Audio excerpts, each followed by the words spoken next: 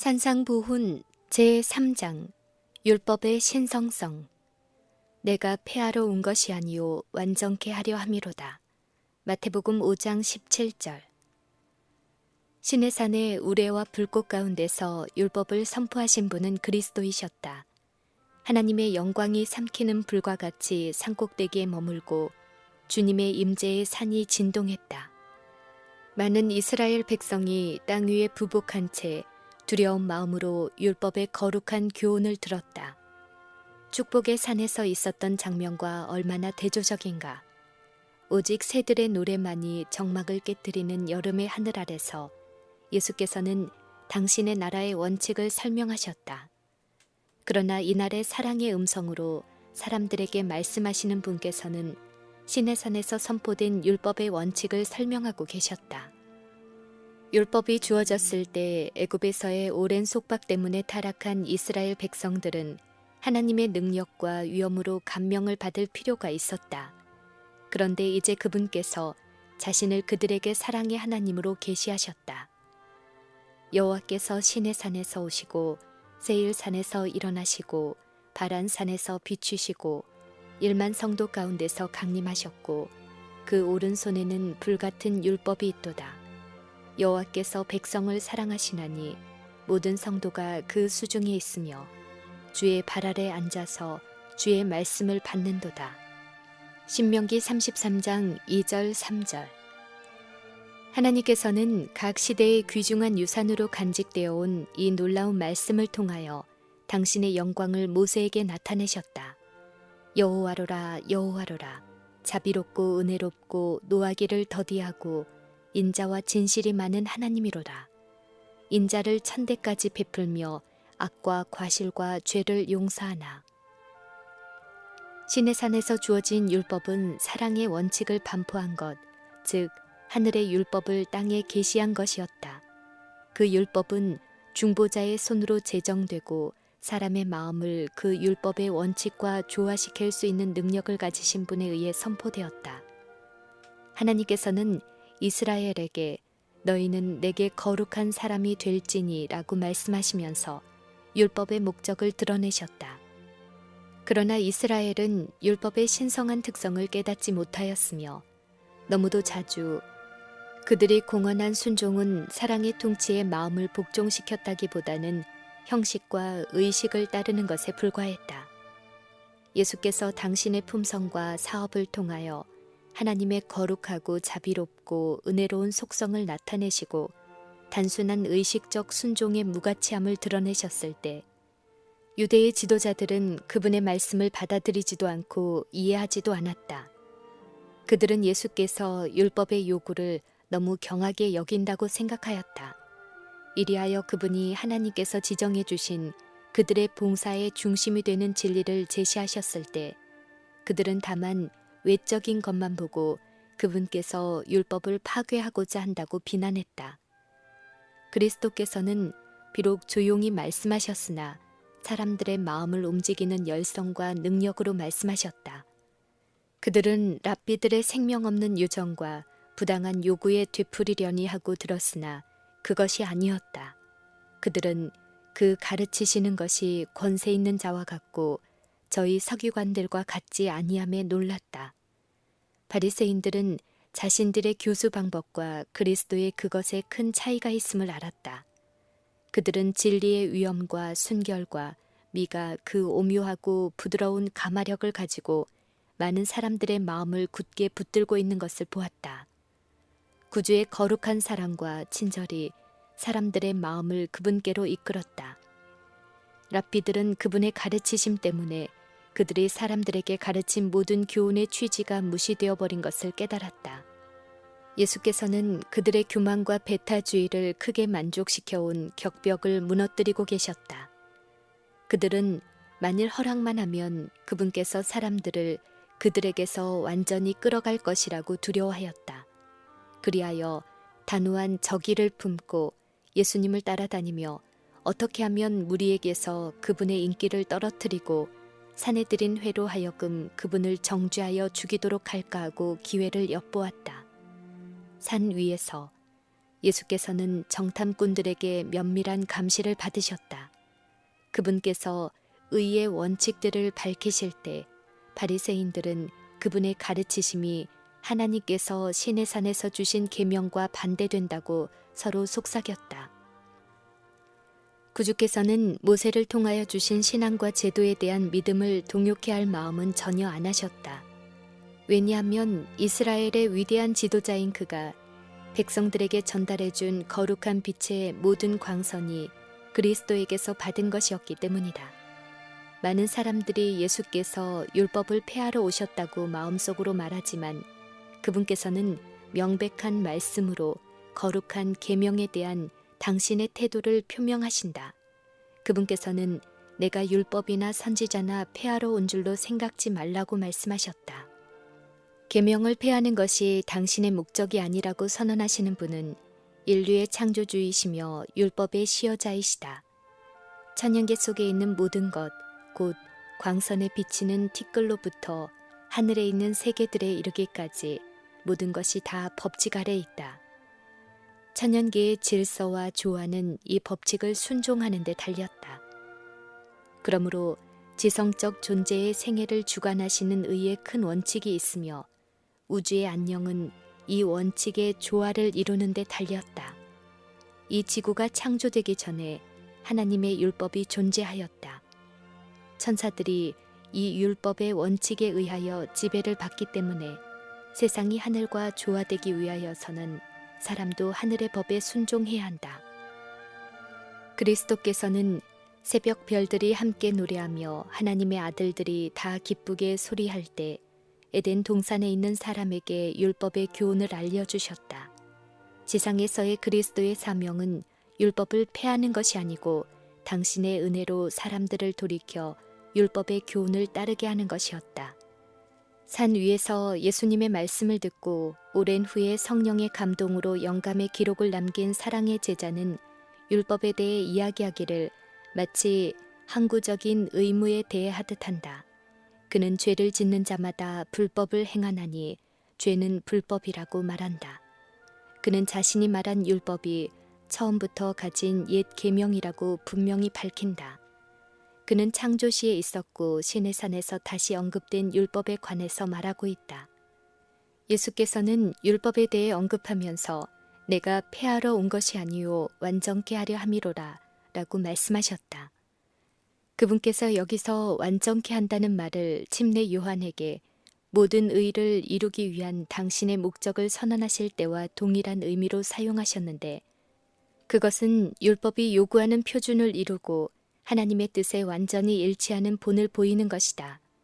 예수님의 사명은 교훈을 크게 하며 존귀케 하는 것이었다. 율법의 거룩한 특성을 보여주고 그 광범위한 영향력을 제시하며 그 영원한 의무를 명확히 밝혀주셔야 했다. 그리스도의 품성의 신성미를 두고 이야기하자면 가장 고상하고 온유한 사람도 그분을 희미하게 반사할 뿐이다. 솔로몬은 성령의 감동을 받아 만 사람에 뛰어난다.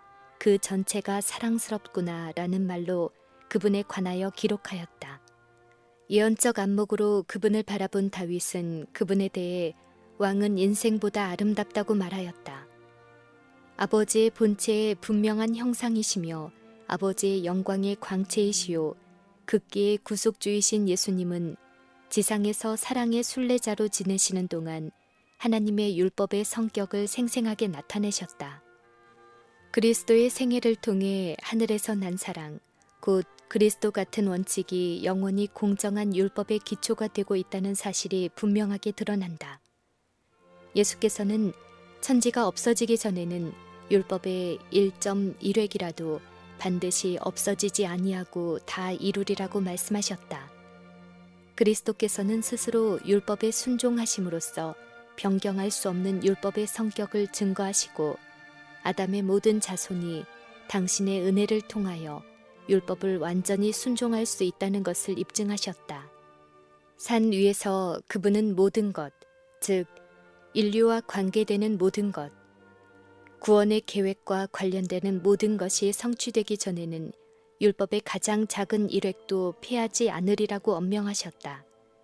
그분께서는 율법이 결코 폐지될 수 없다고 가르치시며 또 우리의 시계를 최대로 넓혀 그 끝을 바라보게 하시고 그 끝에 이르기 전에는 율법이 그 권위를 계속 보존하게 될 것이라고 확인하심으로써 아무도 율법을 폐지하는 것을 예수님의 사명이라고 생각하지 못하도록 하신다. 천지가 존속하는 한 하나님의 율법의 거룩한 원칙도 남아있을 것이다. 산들과 같은 그분의 의는 계속 축복의 근원으로서 대지에 생기를 주는 시냇물을 흘려보낼 것이다. 하나님의 율법은 변경이 필요 없을 만큼 완전하므로 죄악적인 사람이 스스로의 힘으로 율법이 요구하는 표준에 도달한다는 것은 불가능하다. 이것이 바로 예수께서 구속주로 오신 이유였다. 예수님의 사명은 사람들을 신의 성품에 참여하는 자로 만들어 하늘의 율법의 원칙과 조화되게 하는 것이었다. 우리가 죄를 버리고 그리스도를 우리의 구주로 받아들일 때 율법은 높여진다. 사도 바울은 그런즉 우리가 믿음으로 말미암아 율법을 폐하느뇨 그럴 수 없느니라 도리어 율법을 굳게 세우느니라고 말한다. 새 언약의 약속은 내 법을 저희 마음에 두고 저희 생각에 기록하리라는 것이다. 그리스도의 죽음으로 그분을 세상 죄를 지고 가는 하나님의 어린 양으로 가리킨 표상적 제도는 폐지되었으나 십계명을 통해 구체적으로 표현된 의의 원칙은 영원한 보좌와 마찬가지로 변치 않는다. 율법의 한 조목도 폐지되지 않고 1.1획도 변경되지 않았다. 에덴 동산에서 생애의 큰 법칙으로 인류에게 알려진 그 원칙들은 회복된 낙원에서도 변치 않고 존재할 것이다. 에덴 동산이 다시 지상에서 꼽힐 때 태양 아래 있는 모든 사람들이 하나님의 사랑의 율법을 순종하게 될 것이다. 여호와여 주의 말씀이 영원히 하늘에 굳게 섰사오며 그 법도는 다 확실하니 영원 무궁히 정하신 바요 진실과 정의로 행하신 바로다. 내가 전부터 주의 증거를 궁구함으로 주께서 영원히 세우신 것인 줄을 알았나이다. 누구든지 이 계명 중에 지극히 작은 것 하나라도 버리고 또 그같이 사람을 가르치는 자는 천국에서 지극히 작다 일컬음을 받을 것이요. 말하자면 이러한 사람은 천국에 들어갈 수 없다. 그것은 한 계명이라도 고의적으로 범하는 자는 다른 계명도 신령과 진정으로 지키지 않기 때문이다. 누구든지 온 율법을 지키다가 그 하나에 거치면 모두 범한 자가 되나니 죄를 이루는 것은 큰 불순종의 행위가 아니고 지극히 작은 것에서 하나님이 나타낸 뜻과 충돌을 빚는 것이다. 왜냐하면 이것은 사람이 아직 죄와 교통하고 있다는 것을 보여주기 때문이다. 마음은 섬기는 바에 따라 나누어진다. 거기에는 사실상 하나님을 부인하는 일, 곧 하늘 정부의 율법을 반역하는 일이 있다. 만일 사람들이 하나님의 요구에서 떠나 스스로 의무의 표준을 세울 것 같으면 각 사람의 마음에 따라 여러 가지 표준이 있게 되고 주권도 주님의 손에서 빼앗게 될 것이다. 사람들의 뜻이 최고의 것으로 여겨지고 높고 거룩한 하나님의 뜻, 곧 피조물을 사랑하시는 그분의 목적은 업신여김을 받고 무시될 것이다. 사람들이 자기 스스로의 길을 택할 때에는 언제나 하나님을 대적하는 위치에 이르게 된다. 그들은 하늘나라에서 있을 자리를 얻지 못할 것인데 그것은 스스로 하늘의 원칙에 대항하여 싸우고 있기 때문이다. 하나님의 뜻을 무시함으로써 그들은 하나님과 사람의 원수인 사단의 편에 가담하고 있다. 사람은 하나님의 한 말씀이나 여러 말씀으로 살 것이 아니라 그분의 모든 말씀으로 살 것이다. 우리는 아무리 하찮게 보이는 말씀 하나라도 무시하면 안전할 수 없다. 율법 가운데서 이생과 내세에서 다 같이 사람의 유익과 행복을 위하지 않는 계명은 하나도 없다. 사람은 하나님의 율법을 순종함으로써 울타리에 둘려 있는 것처럼 악에서 보호를 받게 된다. 하나님께서 구축해 놓은 이 방호벽을 한 곳이라도 무너뜨리는 자는 그를 보호해 주는 그 능력을 파괴하는 것이다. 왜냐하면 원수가 들어와서 황폐케 하고 멸망시킬 길을 열어놓기 때문이다. 우리의 첫 조상은 한 가지 점에서 감히 하나님의 뜻을 경시함으로써 이 세상에 재난의 수문을 열어놓았다. 그러므로 그들의 본을 따르는 사람은 하나같이 유사한 결과를 거두게 될 것이다. 하나님의 율법의 각 교훈은 그분의 사랑이 기초가 되어 있기 때문에 계명을 떠나는 자는 불행과 멸망을 자초하게 된다. 너희 의가 서기관과 바리새인보다 더 낫지 못하면 결단코 천국에 들어가지 못하리라. 마태복음 5장 20절. 서기관과 바리새인들은 그리스도뿐만 아니라 그분의 제자들까지도 랍비의 의식과 관례를 무시했다는 이유를 들어 죄인으로 몰았다. 때때로 제자들은 그들이 종교 지도자로 존경해온 자들에게서 비난과 공격을 받음으로 난처해지고 곤란해졌다. 예수님은 기만의 정체를 폭로하셨다. 그분은 바리새인들이 매우 가치 있게 여기는 의를 무가치한 것으로 선언하셨다. 유대인들은 스스로 하나님의 은총을 받은 특별하고 충성된 백성이라고 주장하였다. 그러나 그리스도께서는 그들의 종교를 구원하는 믿음이 없는 것으로 나타나셨다. 그들의 가장된 경건, 인위적 고안과 의식, 심지어 그들이 자랑하는 율법의 외형적 준수까지도 그들을 거룩하게 할 수 없었다. 그들은 마음이 순결하지 못하고 품성이 고상하지도 그리스도와 같지도 않았다. 율법주의적 종교는 사람을 하나님과 조화되게 하지 못한다. 바리새인의 까다롭고 완고한 정통, 즉 회개와 온유와 사랑의 결핍은 죄인들을 넘어지게 하는 장애물에 불과했다. 그들은 맛을 잃은 소금과 같았다. 그들의 가마는 이 세상을 부패에서 방지하는 아무런 힘이 없었기 때문이다.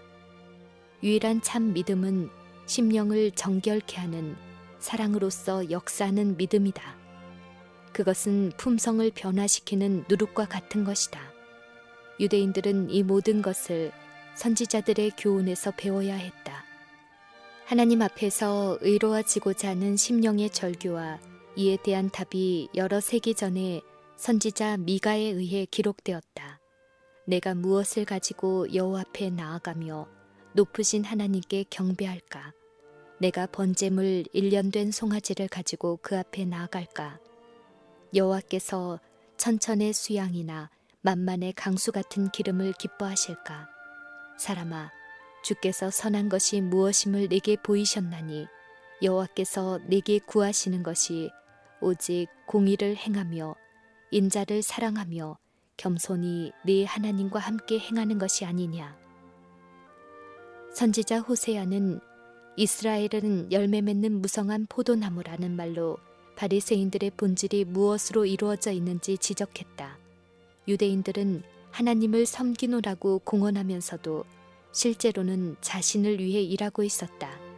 그들의 의는 스스로의 사상에 따라 사리사욕을 차리기 위해 율법을 지키려는 자신의 노력에 대한 열매였다. 그러므로 그 의는 그들 자신보다 더 나을 수 없었다. 스스로 거룩하게 되고자 그들은 깨끗한 것을 더러운 것 가운데 끌어내려고 애썼다.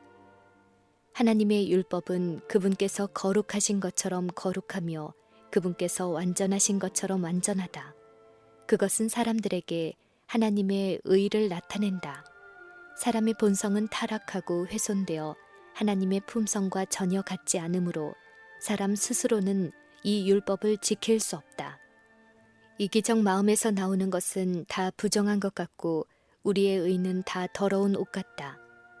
율법이 거룩한 것은 분명하나 유대인들은 스스로 이를 지키는 것으로서 의를 얻을 수 없었다.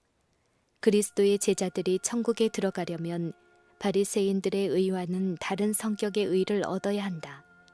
하나님께서는 당신의 아들을 통하여 그들에게 완전한 율법의 의를 주셨다.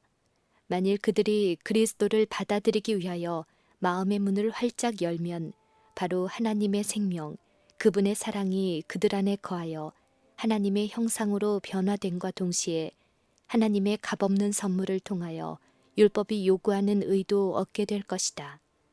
그러나 바리새인들은 그리스도를 배척하고 하나님의 의를 모르고 자기 의를 세우려고 힘써 하나님의 의를 복종치 아니함으로써 그분의 의를 받아들이려고 하지 않았다. 예수께서는 청중들에게 하나님의 계명을 지키는 것은 곧 자신들 속에서 그리스도의 품성을 재현하는 것임을 계속해서 가르치셨다. 그것은 그분을 통해 하나님이 매일 그들에게 나타나셨기 때문이었다.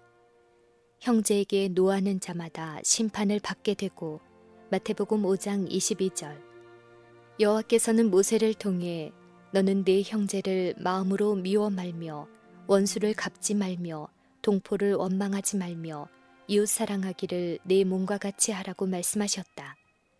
그리스도께서 제시하신 진리는 선지자들이 가르친 것과 동일한 것이었다. 그러나 그 진리들은 마음의 완고와 죄에 대한 애착으로 흐려졌다. 구주의 말씀은 청중들에게 다른 사람을 범죄자로 정죄하는 동안에는 그들 자신도 똑같은 죄인이 된다는 사실을 보여주었다. 왜냐하면 그들 역시 악의와 증오를 품고 있기 때문이었다. 그들이 모여있는 곳에서 마주 보이는 바다 저쪽은 바산이라는 외딴 지역으로 거친 골짜기와 나무가 무성한 언덕들 때문에 오래전부터 각종 범죄자들이 잠복해 있기에 적합한 장소가 되어왔다. 그곳에서 자행된 강도와 살인에 대한 소문은 사람들의 마음을 섬뜩하게 했으며 많은 사람이 열을 내어 그 행악자들을 공공연하게 비난했다. 동시에 그들은 성미가 급하고 투쟁적이었다. 그들은 로마인 압제자들에 대하여 더할 수 없는 적대감을 품고 있었으며 다른 백성들은 물론 심지어 동포들이라고 할지라도 모든 면에서 자신들의 사상과 맞지 않으면 마음대로 미워하고 멸시할 수 있다고 생각했다. 이 모든 일을 통하여 그들은 살인하지 말라는 계명을 범하고 있었다. 증오와 복수의 정신은 원래 사단에게서 나왔으며 그는 이것 때문에 하나님의 아들을 죽이게 되었다. 적의나 몰인정한 마음을 품는 자는 누구나 동일한 정신을 품게 되며 그 결과로 죽음에 이르게 될 것이다. 씨앗 속에 식물이 들어있는 것 같이 복수의 생각 속에 악한 행동이 들어있다. 그 형제를 미워하는 자마다 살인하는 자니 살인하는 자마다 영생이 그 속에 거하지 아니하는 것을 너희가 아는 바라. 형제를 대하여 라가라 하는 자는 공회에 잡히게 되고 우리의 구속을 위하여 당신의 아들을 선물로 주심으로 하나님께서는 각인의 영혼을 얼마나 높이 평가하시는지 보여주셨다. 그분께서는 사람에게 서로 경멸하는 말을 마음대로 할 수 있는 자유를 주지 않으신다. 우리는 주위에 있는 사람들에게 결정과 약점을 본다. 그러나 하나님께서는 모든 사람을 창조를 통한 소유와 그리스도의 보배로운 피의 지불을 통한 소유, 곧 당신의 이중적 소유로 주장하신다. 그분의 형상대로 지음을 받은 모든 사람, 심지어 가장 타락한 사람들까지도 존경과 친절로서 대해져야 한다. 하나님께서는 그리스도께서 위하여 목숨을 버리신 한 영혼을 모독하여 한 한마디의 말에 대해서도 우리에게 책임을 지우실 것이다. 누가 너를 구별하였느뇨? 내게 있는 것 중에 받지 아니한 것이 무엇이뇨? 네가 받았은즉 어찌하여 받지 아니한 것 같이 자랑하느뇨? 남의 하인을 판단하는 너는 누구뇨? 그 섰는 것이나 넘어지는 것이 제 주인에게 있음에 미련한 놈이라 하는 자는 지옥불에 들어가게 되리라. 구약 성경에는 미련한 놈이란 말이 배교자 혹은 자기 자신을 악의 지배에 맡겨버린 자를 지칭하는 데 사용된다. 예수께서는 누구든지 형제를 배교자 혹은 하나님을 회방하는 자라고 비난하면 그 자신 또한 동일한 정죄를 받기에 합당함을 보여주는 것이라고 말씀하신다. 그리스도 자신도 모세의 시체에 관하여 사단과 싸우실 때 감히 회방하는 판결을 쓰지 못하셨다. 만일 그렇게 하셨을 것 같으면 사단의 뜻을 반영하는 것이 되었을 것이다. 왜냐하면 비방은 악한 자의 무기이기 때문이다. 성경에서 사단은 형제들을 참소하던 자로 불리어진다. 예수님은 사단의 무기를 하나도 이용하려고 하지 않으셨다. 그분은 주께서 너를 꾸짖으시리라 라는 말씀으로 그를 대항하셨다. 그분의 모보는 우리를 위한 것이다. 우리는 그리스도의 원수와 싸울 때 보복의 정신을 가지고 말을 하거나 욕하고 비난하는 언사를 사용해서는 안 된다. 하나님의 대변자로 서는 자는 하늘의 주권자께서 사단과 싸우실 때 사용하지 않으시는 말을 쓰지 말아야 한다. 우리는 판단하고 비난하는 일을 하나님께 맡겨야 한다. 형제와 화목하고 마태복음 5장 24절. 하나님의 사랑은 미미하고 소극적인 것이 아니다. 그것은 적극적이고 능동적인 원칙, 곧 다른 사람들을 복되게 하기 위하여 항상 흘러나오는 살아있는 셈이다. 그리스도의 사랑이 우리 속에 거하면 우리는 이웃에게 증오심을 품지 않을 뿐 아니라 그들에게 사랑을 나타내기 위하여 여러 가지 방법으로 노력하게 될 것이다.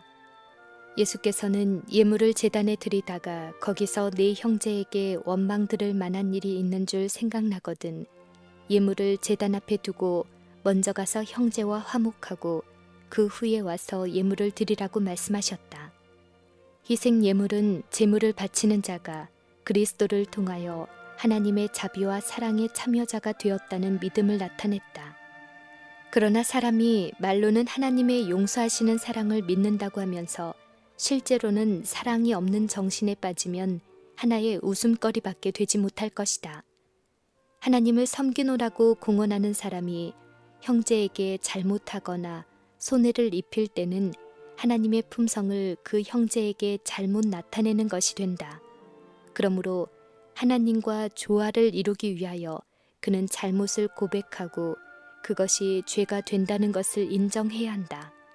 우리가 형제에게 잘못한 것보다 형제가 우리에게 더 크게 잘못할 수도 있다. 그러나 그렇다고 우리의 책임이 감소되는 것은 아니다.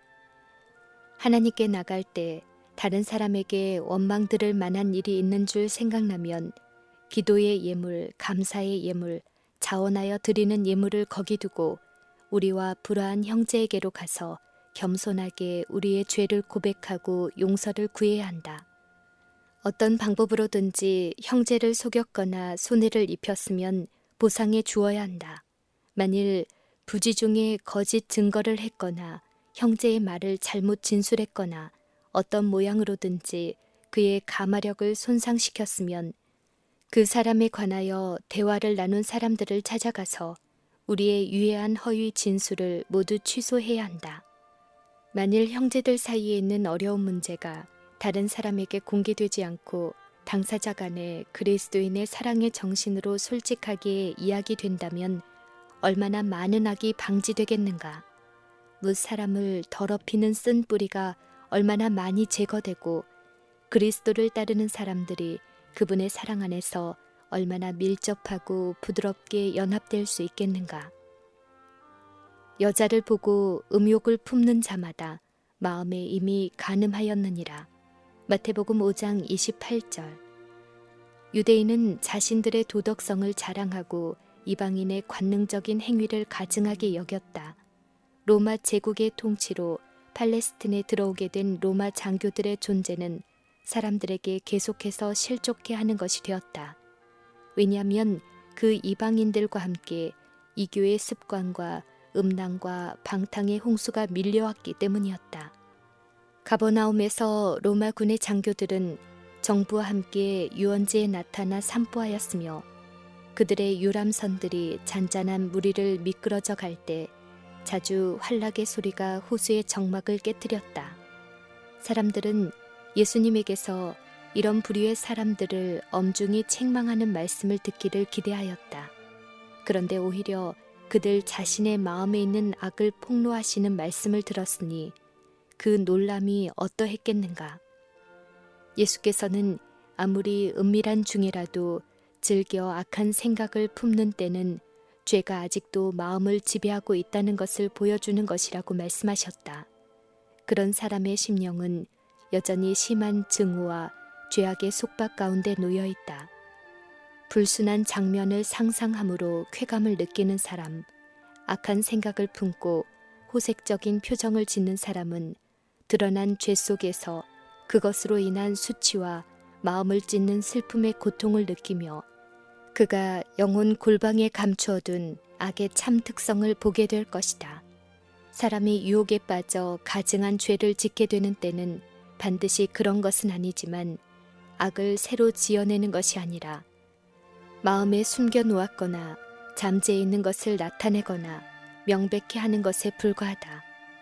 생명의 근원이 마음에서 시작되기 때문에 대저 그 마음의 생각이 어떠하면 그 위인도 그러하다. 만일 네 오른손이 너를 실족해 하거든 찍어내 버리라. 마태복음 5장 30절. 병이 몸에 퍼져 생명을 빼앗지 않도록 하기 위하여 사람은 자신의 오른팔이라도 잘라내는 것을 감수해야 할 것이다.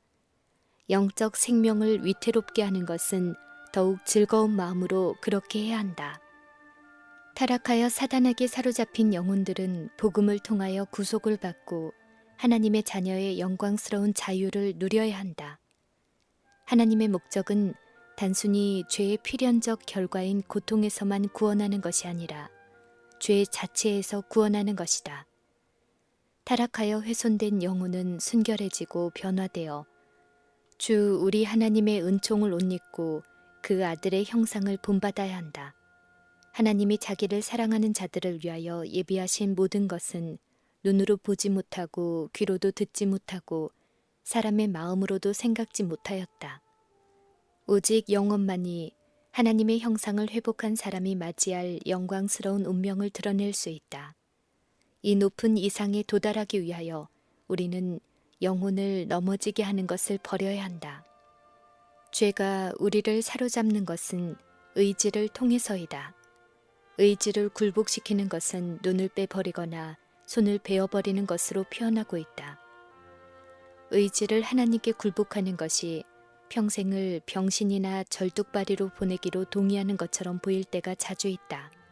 그러나 그리스도께서는 병신이 되고 상처를 입고 절뚝발이가 되더라도 생명을 얻을 수 있다면 그것이 더욱 좋다고 말씀하신다. 그대가 재난으로 생각하는 그것이 최고의 유익에 이르는 길이 된다. 하나님은 생명의 근원이시기 때문에 그분과 교통함으로써만 생명을 소유할 수 있다. 하나님을 떠나면 목숨은 잠시 부지할지 모르나 생명은 소유할 수 없다. 일락을 좋아하는 이는 살았으나 죽었느니라. 우리의 의지를 하나님께 바침으로써만 그분께서 당신의 생명을 우리에게 주실 수 있다. 예수께서는 자아의 굴복을 통하여 당신의 생명을 받아들일 때에만 당신께서 지적해 주시는 숨은 죄들을 극복할 수 있다고 말씀하셨다. 죄는 마음속에 감추고 사람의 눈에서 숨길 수 있다. 그러나 그러고도 어떻게 하나님 앞에 설 수 있겠는가? 만일 자아에 매달려 마음을 하나님께 바치기를 거절한다면 사망을 택하고 있는 것이나 다름없다. 죄가 어디에서 발견되든지 하나님은 그것에 대하여 사르는 불이 되신다. 그러므로 죄를 사르시는 하나님의 임재에 의해 함께 불살라질 수밖에 없다. 하나님께 자신을 바치는 것은 희생이 요구될 것이다. 그러나 그것은 더욱 고상한 것을 위하여 저속한 것을, 신령한 것을 위하여 세속적인 것을, 영원한 것을 위하여 사라져 없어질 것을 버리는 희생이다. 하나님께서는 우리의 의지를 파괴하려고 하지 않으신다. 그것은 우리가 의지의 활용을 통해서만 그분께서 원하시는 바를 이룰 수 있기 때문이다. 우리의 의지를 순결하고 깨끗하게 된 상태로 다시 돌려받기 위하여 우리는 그것을 하나님께 바쳐야 하며 또 그분께서 우리를 통하여 당신의 사랑과 능력을 아낌없이 쏟아 부으실 수 있도록 그분께서 원하시는 방법으로 그것을 그분과 연결시켜 놓아야 한다. 강팍하고 고집센 자들에게는 이 같은 굴복이 참으로 쓰라리고 고통스러울지 모르나 너희에게는 유익하니라. 야곱은 절름발이가 되어 언약의 천사의 품에 속절없이 안기게 되었을 때 비로소 정복해 하는 믿음의 승리를 알았으며 하나님의 왕자의 칭호를 얻었다. 에서의 무장한 군대가 그의 앞에서 조용해지고 왕의 혈통으로 난 교만한 후계자인 바로가 그의 축복을 받기 위해 허리를 굽힌 때는 그가 그 환도뼈로 인하여 절대였다. 우리의 구원의 주께서 고난으로 말미암아 온전케 되신 것처럼 믿음의 자녀들도 연약한 가운데서 강하게 되기도 하며 전쟁에 용맹되어 이방 사람들의 진을 물리치기도 하였다. 마찬가지로 저는 자도 그 재물을 취할 것이며 약한 자가 그날에는 다윗 같겠고 다윗의 족속은 여호와의 사자가 될 것이다. 사람이 아무 연고를 물론하고 그 아내를 내어버리는 것이 옳으니이까. 마태복음 19장 3절.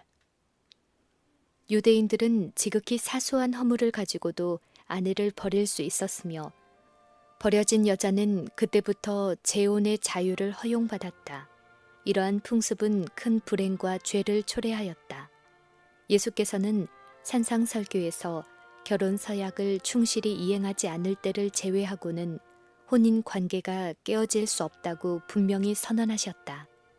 그분께서는 누구든지 음행한 영고 외에 아내를 내어버리고 다른 데 장가드는 자는 간음함이니라 라고 말씀하셨다. 그 후에 바리새인들이 이혼의 합법성에 관하여 질문하자 예수께서는 청중들에게 창조시에 제정된 결혼 제도를 상기시키셨다. 그분께서는 모세가 너희 마음의 완악함을 인하여 아내 내어버림을 허락하였거니와 본래는 그렇지 아니하니라 라고 말씀하셨다. 그분은 그들에게 하나님께서 만물을 보시고 심히 좋다고 선언하신 에덴의 복된 날들에 대하여 언급하셨다. 결혼과 안식일은 그때에 시작되었고 이 두 제도는 하나님의 영광과 인류의 유익을 위한 것이었다. 창조주께서는 거룩한 부부의 손을 혼인으로 연합시킬 때 남자가 부모를 떠나 그 아내와 연합하여 둘이 한 몸을 이룰지로다 라는 말씀을 주심으로써 아담의 모든 자손을 위한 결혼의 법칙이 마지막 때까지 유효함을 선언하셨다. 영원하신 아버지께서 친히 좋다고 선포하신 것은 인류를 위한 최상의 축복과 향상의 법칙이었다. 인류에게 지키도록 위탁된 하나님의 좋은 선물들 중 다른 것들과 마찬가지로 결혼 제도도 죄로 말미암아 왜곡되었다. 그러나 그 제도의 순결과 아름다움을 회복하는 것이 복음의 목적이다. 신구약을 막론하고 결혼 관계는 그리스도와 그분의 백성, 곧 그분께서 갈바리의 희생으로 구속한 자들 사이에 존재하는 우호적이고 거룩한 연합을 나타내기 위하여 사용되고 있다. 그분께서는 두려워 말라. 이는 너를 지으신 자는 네 남편이시라. 그 이름은 만군의 여호와시며 네 구속자는 이스라엘의 거룩한 자시라. 배역한 자식들아 돌아오라. 나는 너의 남편임이니라. 라고 말씀하신다. 아가서에서 우리는 나의 사랑하는 자는 내게 속하였고 나는 그에게 속하였구나 라고 말하는 신부의 음성을 듣는다. 그리고 신부에게 있어서 만 사람에 뛰어난 그분께서는 나의 사랑, 너는 순전히 어여뻐서 아무 흠이 없구나 라고 당신의 택하신 자에게 말씀하신다. 그 후에 사도 바울은 에베소의 그리스도인들에게 편지하면서 마치 그리스도께서 교회의 머리와 신령한 몸의 구주가 되시는 것 같이 하나님께서 남편을 아내의 머리로 삼으심으로써 그를 아내의 보호자와 또 가족을 함께 묶는 가정의 띠가 되게 하셨다고 선언한다. 따라서 그는 이렇게 말한다. 교회가 그리스도에게 하듯 아내들도 범사에 그 남편에게 복종할지니라. 남편들아, 아내 사랑하기를 그리스도께서 교회를 사랑하시고 위하여 자신을 주신같이 하라. 이는 곧 물로 씻어 말씀으로 깨끗하게 하사 거룩하게 하시고 자기 앞에 영광스러운 교회로 세우사 티나 주름 잡힌 것이나 이런 것들이 없이 거룩하고 흠이 없게 하려 하심이니라. 이와 같이 남편들도 자기 아내 사랑하기를 제 몸같이 할지니라. 그리스도의 은혜, 오직 이것만이 이 제도를 하나님께서 의도하신 대로 인류의 축복과 향상을 위한 제도가 되게 할 수 있다. 그리하여 이 세상의 가정들은 연합과 화평과 사랑을 통해 하늘의 가정을 대표할 수 있다. 그리스도 당시와 마찬가지로 오늘날도 사회의 형편을 보면 이 거룩한 관계에 대한 하늘의 이상이 제대로 펼쳐지지 못하고 있음을 알 수 있다. 그러나 우정과 기쁨을 바라던 곳에서 고통과 실망을 발견한 자에게도 그리스도의 복음은 위로를 준다. 그분의 영께서 나누어 주실 수 있는 인내와 온유는 비참한 운명을 호전시켜 줄 것이다. 그리스도께서 거하는 마음은 그분의 사랑으로 충만해지고 만족을 느끼기 때문에 남의 동정과 배려를 바라는 욕망이 사라질 것이다. 또 하나님께 마음을 굴복시킴으로써 인간의 지혜로 할 수 없는 것을 하나님의 지혜가 이루어 주실 것이다. 하나님의 은혜의 계시를 통하여 한때 냉랭하고 벌어졌던 마음들이 세상의 줄보다 더 튼튼하고 오래 견디는 줄, 곧 고난의 시험을 견디어낼 사랑의 황금줄로 연합될 수 있을 것이다. 도무지 맹세하지 말지니 마태복음 5장 34절. 이 명령이 주어진 이유는 다음과 같다. 하늘로도 말라 이는 하나님의 보좌임이요 땅으로도 말라 이는 하나님의 발등상임이요 예루살렘으로도 말라 이는 큰 임금의 성임이요 내 머리로도 말라 이는 내가 한 터럭도 희고 검게 할 수 없음이라. 모든 것은 하나님께로부터 온다. 우리가 하나님에게서 받지 않은 것은 아무것도 없다. 더욱이 그리스도의 피로 사지 않은 것은 아무것도 가지지 않았다. 우리가 소유한 모든 것이 십자가에 인이 찍힌 채 그리고 헤아릴 수 없이 귀한 피의 대가로 우리에게 주어지는 것은 그 피가 하나님의 생명이기 때문에 그렇다. 그러므로 우리는 우리의 말을 실현시키기 위하여 마치 무슨 권리를 가진 것처럼 맹세할 수 없다. 유대인들은 셋째 계명을 하나님의 이름을 불경스럽게 사용하는 것을 금하는 계명으로 이해했다. 그러나 다른 맹세들은 마음대로 할 수 있다고 생각했다. 그들에게는 맹세하는 일이 비일비재했다. 그들은 모세를 통하여 거짓 맹세를 하지 말라는 명령을 받았다. 그러나 맹세로 인한 책임을 면하기 위하여 많은 계책을 고안해냈다. 그들은 불경한 일에 빠지는 것을 두려워하지 않는 것은 물론 법률을 기술적으로 피하여 어떻게든 감출 수만 있으면 거짓 맹세 또한 피하려고 하지 않았다. 예수께서는 그들의 행동을 정죄하시고 맹세하는 그들의 습관이 하나님의 계명을 범하는 일이라고 주장하셨다. 그러나 우리의 구주께서는 말하는 것이 진실이며 오직 진실만을 이야기한다는 것을 증거하기 위하여 하나님의 이름을 엄숙하게 부르는 법정에서의 선서는 금하지 않으셨다. 예수님 자신이 산헤드린 회의에서 재판을 받으실 때 맹세하고 증언하기를 거절하지 않으셨다. 대제사장이 내가 너로 살아계신 하나님께 맹세하게 하노니 네가 하나님의 아들 그리스도인지 우리에게 말하라고 했을 때 예수께서는 네가 말하였느니라 라고 대답하셨다. 만일 그리스도께서 산상설교에서 법정에서의 선서를 정죄하셨더라면 재판을 받으실 때 대제사장을 책망하시고 당신을 따르는 자들의 유익을 위하여 그분 자신의 교훈을 강조하셨을 것이다. 아무 두려움도 없이 동료 인간들을 속이는 사람들이 무척 많다. 그러나 이러한 그들도 창조주께 거짓말하는 것이 무서운 일이라는 것을 배우기도 하지만 또 하나님의 영을 통해 늘 깨우침을 받고 있다.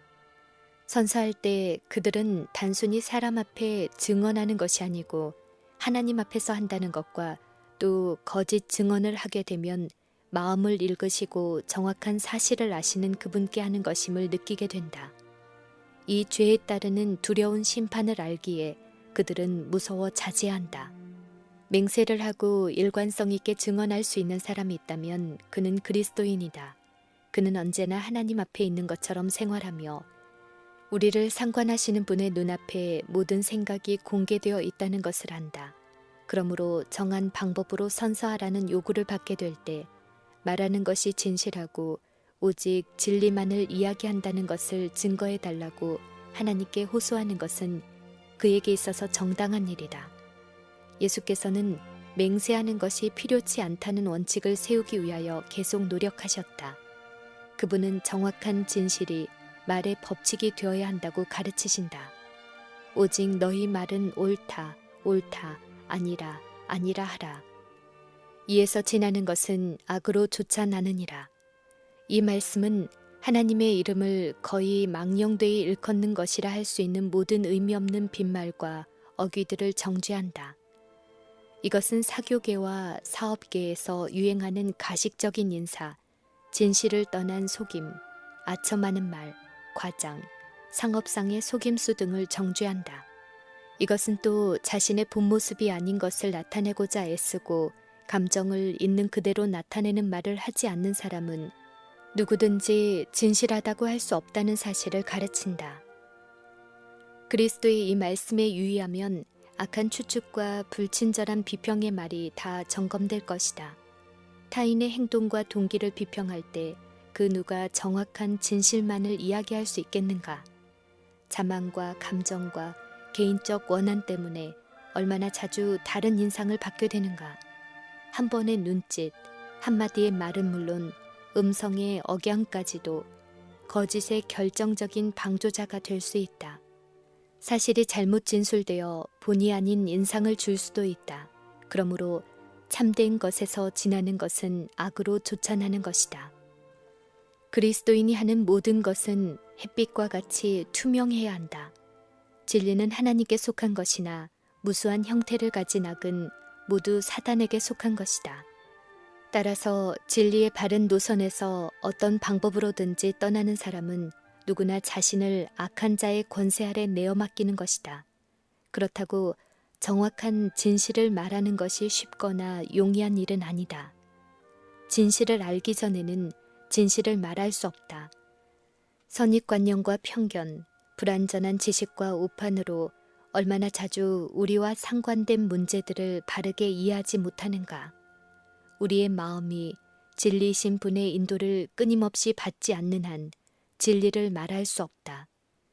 그리스도께서는 사도 바울을 통하여 우리에게 이렇게 명령하신다. 너희 말은 항상 은혜 가운데서 소금으로 고르게 함같이 하라. 무릇 더러운 말은 너희 입 밖에도 내지 말고 오직 덕을 세우는 데 소용되는 대로 선한 말을 하여 듣는 자들에게 은혜를 끼치게 하라. 이 성경 말씀에 비추어 보면 산상에 사신 그리스도의 말씀이 농담, 실없는 소리, 상스러운 대화 등을 정죄한다는 것을 알 수 있다. 그 말씀은 우리의 말이 진실할 뿐만 아니라 순결하기를 요구한다. 그리스도를 배운 사람들은 열매 없는 어두움의 일에 참여하지 말 것이다. 그들은 생활에서와 마찬가지로 말에 있어서도 단순하고 정직하고 참되어야 한다. 왜냐하면 그 입에 거짓말이 없는 거룩한 자들과의 교제를 준비하고 있기 때문이다. 악한 자를 대적지 말라. 누구든지 내 오른편 뺨을 치거든 왼편도 돌려대며. 마태복음 5장 39절. 유대인들은 로마 군인들과 접촉함으로써 수시로 우라통에 터지는 일을 경험했다. 로마군의 부대가 유대와 갈릴리의 여러 지역에 주둔해 있었는데 이들의 존재는 유대인들로 하여금 한 국가로서의 자신의 쇠망을 생각해 했다. 그들은 비통한 마음으로 나팔을 크게 부는 소리를 듣고 군인들이 로마의 국기 주위에 도열한 채 그들 국권의 상징에 경례를 하며 경의를 표하는 것을 보았다. 백성들과 군인들 간의 충돌이 빈번하였으며 이 일은 일반의 증오심을 격발시켰다. 로마 관리가 호위병들과 함께 급히 이동할 일이 있을 때는 흔히 들에서 일하는 유대의 농부들을 붙들어다가 짐을 지워 산을 넘게 하거나 필요한 다른 어떤 봉사를 하도록 강요하였다. 이것은 로마의 법률과 관습에 따라 하는 일이었으므로 그런 요구에 반항하는 것은 모욕과 학대를 초래할 뿐이었다. 사람들의 마음속에는 로마의 멍에를 벗어버리고자 하는 열망이 날이 갈수록 더 깊어갔다. 대담하고 난폭한 갈릴리 사람들은 반항 정신이 특히 강했다. 국경 도시인 가버나움은 로마 수비대의 주둔지였다. 예수께서 가르치고 계시는 동안에도 일단의 군인들을 본 청중들은 이스라엘의 굴욕을 생각하여 씁쓸해했다. 사람들은 그리스도가 로마의 교만을 꺾어주실 분이기를 바라면서 그분을 열심히 주목하였다. 예수께서는 슬픈 마음으로 앞에서 빤히 쳐다보고 있는 얼굴들을 살펴보신다. 그들의 얼굴에 찍혀있는 복수의 정신을 주목하시며 그들이 그들을 탄압하는 자들을 타도할 능력이 나타나기를 얼마나 간절히 바라고 있는지 알아차리신다. 그분은 슬픔에 잠긴 음성으로 그들을 향해 악한 사람을 대적하지 말라. 누구든지 내 오른편 뺨을 치거든 왼편도 돌려대라고 명령하신다. 이 말씀은 구약 성경의 교훈을 반복한 데 불과한 것이다. 눈은 눈으로 이는 이로 갚을지라는 말이 모세를 통하여 주어진 율법의 한 조목이었던 것은 사실이다. 그러나 그것은 하나의 국가적 법령이었다. 어떤 사람도 복수하는 것이 정당화될 수 없었다. 왜냐하면 다음과 같은 주님의 말씀을 알고 있었기 때문이다. 너는 악을 갚겠다 하지 말고 그가 내게 행한 같이 나도 그에게 행하여 그 행한 대로 갚겠다 말하지 말지니라. 내 원수가 넘어질 때에 즐거워하지 말며 내 원수가 배고파하거든 식물을 먹이고 목말라 하거든 물을 마시오라. 예수님의 지상생애는 전부가 이 원칙을 나타내는 생이었다. 우리 구주께서 하늘의 집을 떠나신 것은 원수들에게 생명의 양식을 가져다 주시기 위함이었다. 그분께서는 비록 요람에서부터 무덤에 이르기까지 중상과 핍박을 쌓일 정도로 많이 받으셨지만 그때마다 용서와 사랑만을 나타내셨다. 이사야 선지자를 통하여 그분은 이렇게 말씀하신다. 나를 때리는 자들에게 내 등을 맡기며 나의 수염을 뽑는 자들에게 나의 뺨을 맡기며 수욕과 침뱉음을 피하려고 내 얼굴을 가리우지 아니하였느니라. 그가 곤욕을 당하여 괴로울 때에도 그 입을 열지 아니하였으며 마치 도수장으로 끌려가는 어린 양과 털 깎는 자 앞에 잠잠한 양같이 그 입을 열지 아니하였도다. 당신을 죽게 한 자들을 위한 기도와 죽어가는 도둑에게 전한 소망의 기별은 갈바리의 십자가를 통해 각 시대로 전달되고 있다. 아버지의 임재가 그리스도를 두르고 있었으므로 무한한 사랑이 세상의 축복을 위하여 허락하는 것 외에는 아무것도 그분께 닥치지 않았다. 여기에 그분의 위로의 근원이 있었으며 이것은 우리를 위한 것이다. 그리스도의 영으로 감동되는 사람은 그리스도 안에 거하게 된다. 이 사람을 겨냥한 강탄은 그를 당신의 임재로 두르고 있는 구주께로 떨어지게 된다. 그에게 닥치는 것은 무엇이나 그리스도를 통하여 오게 된다. 그리스도께서 그의 방벽이 되심으로 그는 악을 대항할 필요가 없다. 주님께서 허락하시는 것 외에는 아무것도 그를 건드릴 것이 없다. 그리고 주께서 허락하시는 것은 모든 것이 협력하여 선을 이루게 된다. 너를 송사하여 속옷을 가지고자 하는 자에게 겉옷까지 가지게 하며 또 누구든지 너로 억지로 오리를 가자 하거든 그 사람과 심리를 동행하고 예수께서는 당신의 제자들에게 관원들의 요구를 거절하는 대신에 그들이 요구하는 것 이상을 하라고 명령하셨다. 따라서 제자들은 의무가 국법이 요구하는 것 이상일지라도 할 수 있는 한 그 모든 것을 이행해야 했다. 율법이 모세를 통해 주어질 당시에는 가난한 자들을 매우 따뜻하게 보살필 것을 요구했다. 가난한 사람이 전당물이나 빚의 담보물로 옷을 줄 때 채권자는 그것을 받으러 그 집에 들어가도록 허락되지 않았다. 그는 그가 받은 담보물을 거리에서 기다려야 했다. 어떤 경우를 막론하고 헤어질 때는 그 전당물을 그 소유주께 반드시 돌려주어야 했다. 그리스도 당시에는 이 자비의 처사가 거의 무시되고 있었다. 그러나 예수께서는 비록 법정의 판결이 모세가 인정한 율법 이상의 것을 요구할지라도 거기에 복종할 것을 당신의 제자들에게 가르치셨다. 그것이 그들의 의복의 일부를 요구하는 것일지라도 거기에 복종해야 했다. 이에 더하여 그들은 채권자에게 응당 치러야 할 것을 주는 것은 물론 필요한 경우에는 법정에서 채권자에게 몰수해 가도록 권한을 부여한 것보다 더 많은 것을 주어야 했다. 그분께서는 너를 송사하여 속옷을 가지고자 하는 자에게 겉옷까지도 가지게 하라고 말씀하셨다. 누구든지 오리를 가자고 하면 십리를 동행하라. 예수께서는 내게 구하는 자에게 주며 내게 꾸고자 하는 자에게 거절하지 말라고 부언하셨다. 동일한 교훈이 모세를 통하여 주어졌다. 가난한 형제가 너와 함께 거하거든 그 가난한 형제에게 내 마음을 강팍히 하지 말며 내 손을 움켜쥐지 말고 반드시 내 손을 그에게 펴서 그 요구하는 대로 쓸 것을 넉넉히 꾸어주라. 이 성경 말씀은 구주께서 하신 말씀의 의미를 분명히 밝혀준다. 그리스도께서는 동정을 구하는 사람들에게 아무렇게 주라고 가르치지 않으시고 그 요구하는 대로 쓸 것을 넉넉히 꾸어주라고 말씀하신다. 그러므로 이것은 빌려주는 것이라기보다는 일종의 선물이 되어야 한다. 왜냐하면 아무것도 바라지 말고 빌려주어야 하기 때문이다. 구제로서 자신을 바치는 자는 자기 자신과 그의 굶주린 이웃과 나, 세 사람을 먹이게 된다. 너희 원수를 사랑하며 마태복음 5장 44절.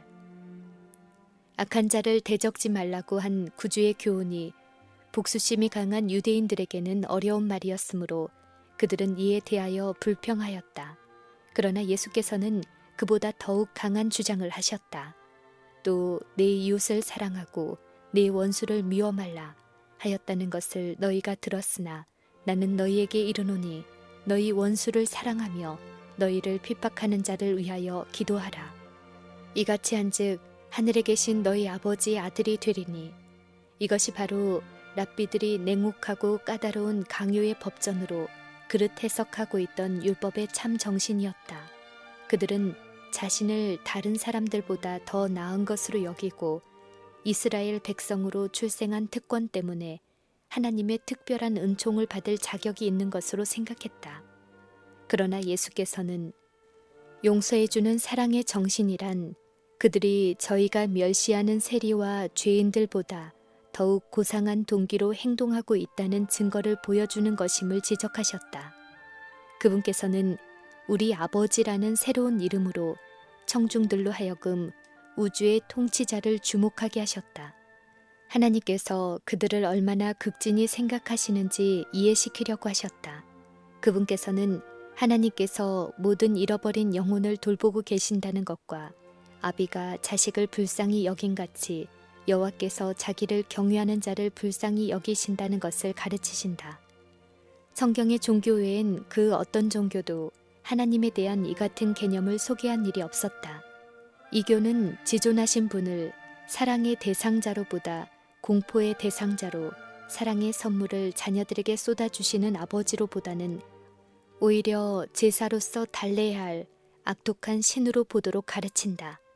심지어 이스라엘 백성들까지도 하나님에 대한 선지자들의 귀중한 교훈에 너무 눈이 멀어 있어 아버지로서의 그분의 사랑에 대한 이 계시는 하나의 색다른 주제, 곧 세상에 주어진 새로운 선물처럼 되고 말았다.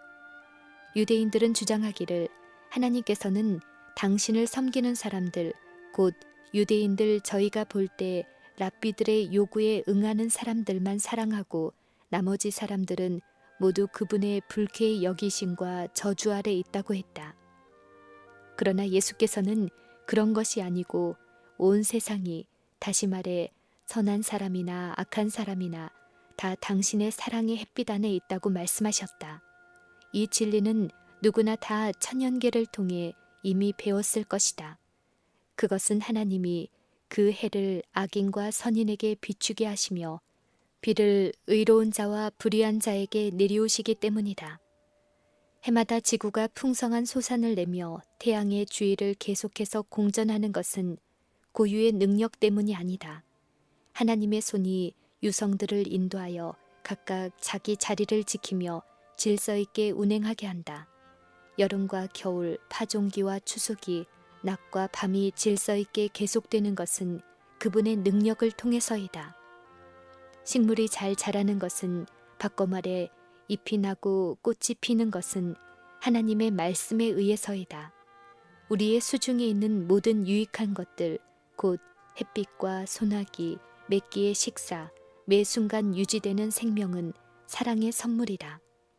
비록 우리가 사랑스럽지 못하고 호감이 가지 않는 품성을 가진 피차 미워한 자였을지라도 하늘에 계신 아버지께서는 우리에게 자비를 베푸셨다. 우리 구주 하나님의 자비와 사람 사랑하심을 나타내실 때에 우리를 구원하시되 우리의 행한 바 의로운 행위로 말미암지 아니하고 오직 그의 긍휼하심을 조차하셨나니 그분의 사랑을 받으면 우리 또한 같은 모양으로 우리를 기쁘게 하는 사람들에게 뿐만 아니라 가장 허물 많고 죄가 많은 사람에게도 친절과 온유를 나타내게 될 것이다. 하나님의 자녀들은 그분의 품성에 참여하는 자들이다. 우리가 하나님의 가족이라는 것을 입증하는 것은 세속적 계급도 혈통도 국적도 종교적 특권도 아니다. 그것은 사랑, 곧 인류를 품에 안는 사랑이다. 비록 죄인이라 할지라도 마음이 하나님의 영에 대하여 완전히 닫혀 있지 않으면 친절의 반응을 보이게 될 것이다. 미움에 대해서는 미움을 나타낼지라도 사랑에 대해서는 사랑을 나타낼 것이다. 그러나 증오에 대하여 사랑을 나타내는 것은 오직 하나님의 영에 의해서만 가능하다. 감사할 줄을 모르는 자와 악한 자에게 친절하게 하고 보수를 전혀 바라지 않고 선을 행하는 것은 하늘 왕족의 표, 곧 지극히 높으신 분의 자녀들이 그들의 고상한 신분을 알려주는 분명한 표이다. 그러므로 하늘에 계신 너희 아버지의 온전하심과 같이 너희도 온전하라. 마태복음 5장 48절. 그러므로라는 말은 하나의 결론, 곧 이전까지 진행되어 온 것에서 얻은 결론을 함축하고 있다.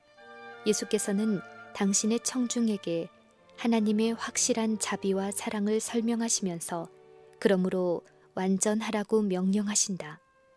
그분께서는 하늘아버지께서 은혜를 모르는 자와 악한 자에게도 인자로우시며 우리를 높이시기 위하여 자기를 낮추셨으므로 누구나 품성에 있어서 그분과 같이 될 수 있고 또 사람들과 천사들 앞에 흠이 없이 설 수 있다고 하셨다. 영생의 조건은 은혜를 통해 에덴 동산 시절이나 지금이나 동일하다. 그것은 곧 완전한 의, 하나님과의 조화, 그분의 율법의 원칙과의 완전한 일치이다. 구약에 제시된 품성의 표준은 신약에 제시된 것과 동일하다. 이 표준은 우리가 도달할 수 없는 것이 아니다. 하나님께서 하시는 모든 명령이나 권고에는 이를 뒷받침하는 약속, 곧 매우 적극적인 약속이 있다. 하나님께서는 우리가 당신과 같이 될 수 있는 모든 준비를 갖추어 놓으셨으며 또 사악한 의지를 개입시키지 않고 당신의 은혜를 헛되게 하지 않는 모든 자들을 위하여 이 일을 이루실 것이다. 우리 하나님께서는 말로 다 할 수 없는 사랑으로 우리를 사랑하신다. 우리는 지식에 넘치는 이 사랑의 넓이와 길이와 높이와 깊이에 관하여 어느 정도 이해하게 될 때 그분에 대한 사랑이 움튼다. 그리스도의 매력적인 사랑이 계시되고 우리가 아직 죄인 되었을 때 우리에게 나타내신 그분의 사랑을 깨닫게 될 때 완고한 마음은 녹아지고 부드러워지며 죄인은 변화를 입고 하늘의 자녀가 된다. 하나님은 강제적인 방법을 사용하지 않으신다. 사랑은 그분께서 마음에서 죄를 제거하실 때 사용하시는 대리인이다. 사랑으로서 하나님은 교만을 겸손으로, 저기와 불신을 사랑과 믿음으로 바꾸신다. 유대인들은 스스로의 힘으로 완전에 이르고자 애를 쓰며 피곤해했지만 결국 실패하였다. 그리스도께서는 그들의 의로는 결코 천국에 들어갈 수 없다는 것을 이미 그들에게 말씀하셨다. 이제 그분께서 천국에 들어가는 사람이면 누구나 소유하게 될 의의 품성을 지적하신다. 산상에서의 설교를 통하여 그분은 의의 결과를 설명하시고 지금은 또 한 문장으로 다음과 같이 의의 근원과 그 성격을 지적하신다. 하나님의 완전하심과 같이 완전하라. 율법은 하나님의 품성의 사본에 불과하다. 우리의 하늘 아버지를 통해 그분의 나라의 기초가 되는 원칙이 완전하게 드러나는 것을 보라. 하나님은 사랑이시다. 태양에서 나오는 빗줄기처럼 사랑과 빛과 기쁨이 그분에게서 나와서 모든 피조물에게로 흘러간다. 이것이 주시고자 하는 하나님의 본성이다. 그분의 생애 자체가 무아의 사랑의 유출이다. 그의 영광은 그 자녀들의 행복이며 그가 기뻐하심은 자애로운 아버지이시기 때문이라. 그분은 같은 방법으로 당신께서 완전하신과 같이 완전하라고 말씀하신다. 그분께서 우주에 대해 빛과 축복의 중심이 되시는 것처럼 우리도 우리의 작은 사회에서 그렇게 되어야 한다. 우리 자신에게는 아무것도 없다. 그러나 그분의 사랑의 빛이 우리에게 비춤으로 우리는 그 빛을 반사하게 된다. 그분의 선하심을 빌어서 선하게 되며 하나님께서 그분의 영역에서 완전하신 것 같이 우리는 우리의 영역에서 완전하게 될 수 있다. 예수께서는 너희 아버지의 완전하심과 같이 너희도 완전하라고 말씀하셨다. 만일 너희가 하나님의 자녀일 것 같으면 그분의 성품에 참여하는 자가 되어 그분과 같이 될 수밖에 없다. 모든 자녀는 그 아버지의 생애를 본받아 산다.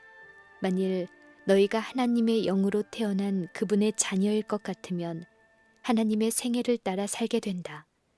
그리스도 안에는 신성의 모든 충만이 육체로 거하시기 때문에 그분의 생애가 우리 죽을 육체에 나타나게 된다. 그렇게 되면 우리의 생애가 그리스도 안에서 나타나고 이루어지던 동일한 품성과 동일한 업적을 드러낼 것이다. 마침내 우리는 그분의 율법의 모든 조목과 조화를 이루게 될 것이다. 왜냐하면 여호와의 율법은 완전하여 영혼을 소성케 하기 때문이다. 사랑을 통하여 율법의 이로움이 육신을 좋지 않고 그 영을 조차 행하는 우리에게 이루어질 것이다.